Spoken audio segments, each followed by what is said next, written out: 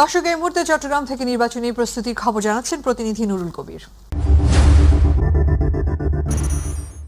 ধন্যবাদ আপনাকে। আমরা এখন অবস্থান করছি চট্টগ্রামের টাইগার পাস এলাকায়। আমি আপনার মাধ্যমে মাই টিভির দর্শকদের যদি একটু দেখানোর চেষ্টা করি, এখানে আপনারা সাজোয়াজান দেখতে পাচ্ছেন বাংলাদেশ সেনাবাহিনীর।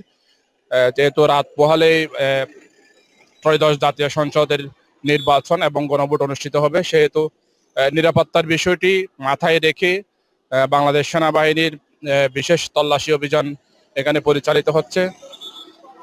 চট্টগ্রামে 16টি আসনে 115 জন প্রার্থী এবারে বিভিন্ন দল থেকে প্রতিদ্বন্দ্বিতা করছেন এবং ভোটকে নিরাপদ এবং সুষ্ঠুভাবে পরিচালনার জন্য সেনাবাহিনী যে নিরাপত্তা তল্লাশি পরিচালনা করছেন এবং সকাল থেকেই আজকে র্যাব পুলিশ বিভিন্ন স্পটগুলোতে যে নিরাপত্তা তল্লাশি অভিযান পরিচালনা করা হচ্ছে।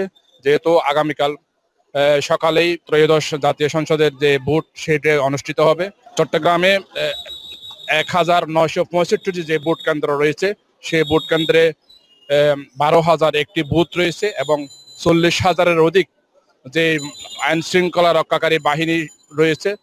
আইন শৃঙ্খলা রক্ষাকারী বাহিনী তাদের সহ এবং বিভিন্ন নিরাপত্তামূলক অ্যাপ ব্যবহার করে উক্ত নির্বাচনকে সুষ্ঠু ও সুন্দরভাবে নিরাপদ করার জন্য বাংলাদেশ সেনাবাহিনী এখানে অভিযান পরিচালনা করছে। চট্টগ্রাম টাইগার বাস থেকে এই ছিল আমার কাছে সর্বশেষ।